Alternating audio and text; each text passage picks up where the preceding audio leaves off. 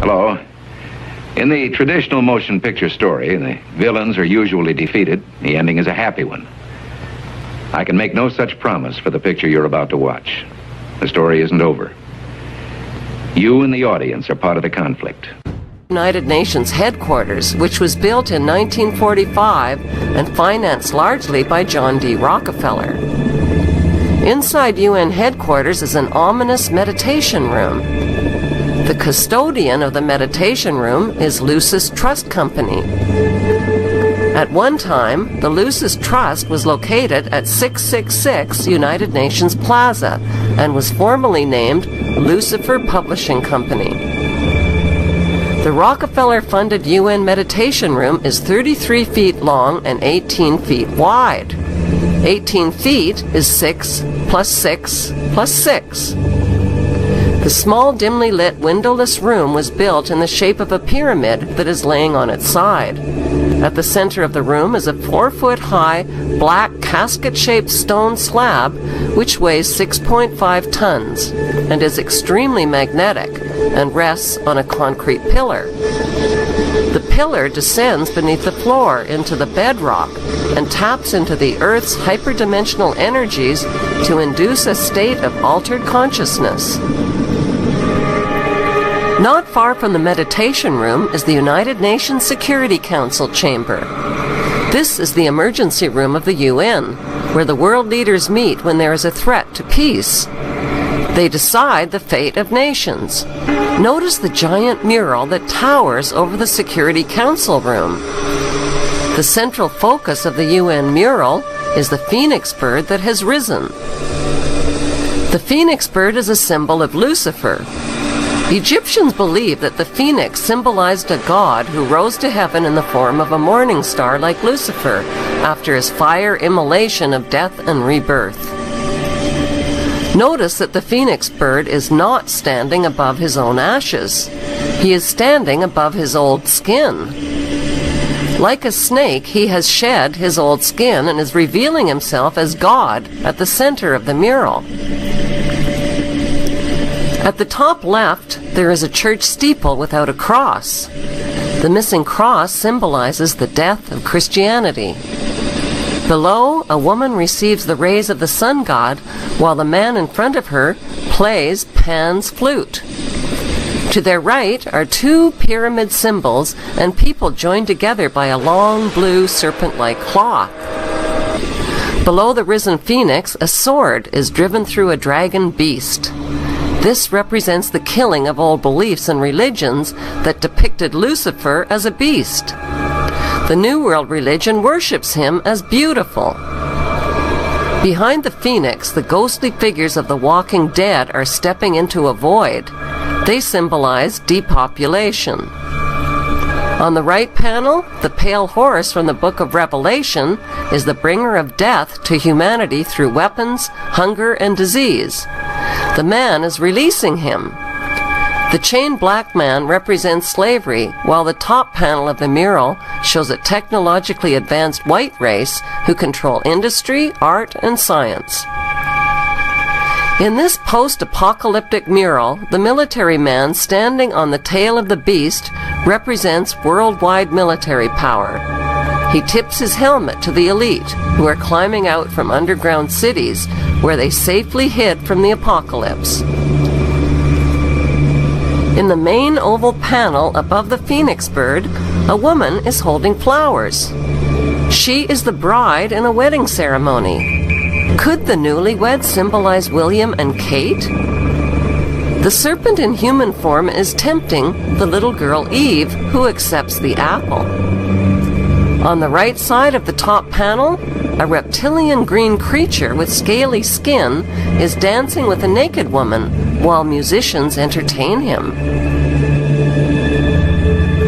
The general message of the UN's Phoenix Rising mural is that humanity is stepping into a new Luciferic reality. Beneath this disturbingly prophetic mural, world leaders make global decisions that affect the lives of nearly 7 billion people.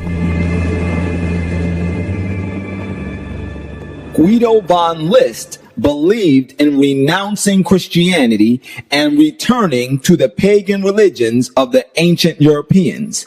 And Hitler himself is quoted as saying, "The old beliefs will be brought back again. The whole secret knowledge of nature, of the divine, of the demonic. We will wash off the Christian veneer and bring out a religion peculiar to our race." As he said in his own words, the destruction of Christianity. This was the same aim of Madame Blavatsky and her Theosophical Society. And it was also the same aim of Madame Blavatsky's occult successor, Alice A. Bailey, the founder of Lucis Trust, an occult organization that currently has its headquarters within the United Nations. The objectives of this organization, Lucis Trust, have been codified and embodied in the United Nations Universal Declaration of Human Rights and in the United Nations Charter. Alice A. Bailey, the founder of the occult organization Lucis Trust, developed 10 strategies to establish a new world order. These strategies are, number 1, push God out of the schools. If the people grow up without reference to God, then they will consider God irrelevant to day-to-day life. They know that they have to go after the very things that the Judeo-Christian tradition honors and values. Morality, belief in God, faith, the importance of family, the sanctity of life, the sanctity of marriage. Number 2, break the traditional Judeo-Christian family concept. Break communication between parents and children so that parents can't pass on spiritual values to their children. Do this by pushing excessive child rights. They are extremely anti-parent. It is an effort to get the children to abandon the values of their parents. Through the propaganda they teach them, 7 hours a day for 13 years, and even longer if they attend college. We are losing most of our children to the other side because of the anti-American, anti-God, and anti-free enterprise rhetoric they are filled with in the government schools. Number 3, remove restrictions on sex. Sex is the biggest joy, and Christianity robs people of this. People must be freed to enjoy it without restrictions. But their game right now is to corrupt the 15 to 25-year-olds or less. And right now they're down in the first grade with Heather Has Two Mommies, Daddy's Roommate, Gay Pride Parade, and now by 8th grade they'll pass out condoms in school colors because that's so patriotic. Number 4, since sex is the greatest expression of man's enjoyment of life, man must be free to express sex in all its forms. Homosexuality, orgies, even bestiality are desirable so long as no one is being abused or harmed. We also see immorality being promoted through our schools. The kind of sex ed curriculum that is being used and paid for with our tax dollars would shock most parents. Number 5, people must be free to abort unwanted children. If a man can have sex and then live without the consequences, then the same should be true for a woman too.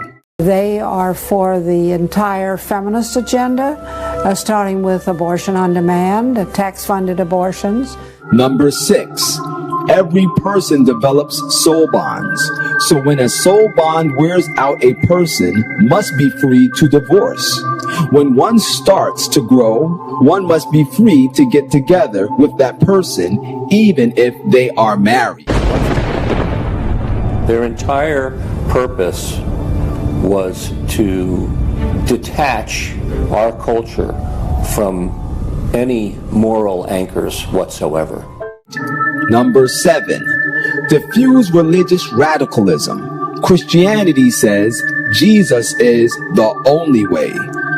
Diffuse this by A, silencing Christianity, and B, promoting other faiths, the creation of interfaith harmony. At its core, it's a rebellion against God and God's laws. And that's what the battle is about. That's what the assault is on. That's why Christianity is a target. Number 8. Use the media to influence mass opinion. Create mass opinion that is receptive to these values by using TV, film, the press, etc. Note well, what Western believers call normal in the African church would be pornography.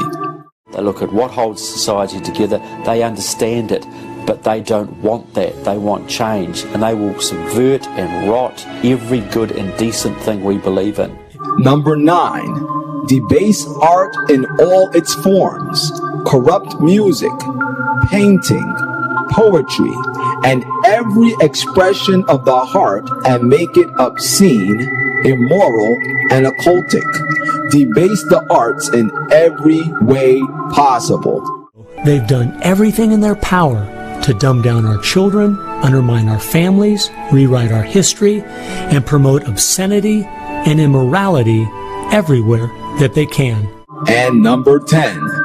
Get the church to endorse every one of these 9 strategies. Get the church to accept these principles and to say they're okay. Then legal ground is given for these values to get a foothold. It wasn't until I was watching an old film from World War II that I realized what the left has been doing in America to pit the poor against the rich, blacks against whites, and the young against the old is the same tactic Hitler used to disunify Germany. You see, they knew that they were not strong enough to conquer a unified country. So they split Germany into small groups. They used prejudice as a practical weapon to cripple the nation. Remember that when you hear this kind of talk. Somebody is going to get something out of it, and it isn't going to be you.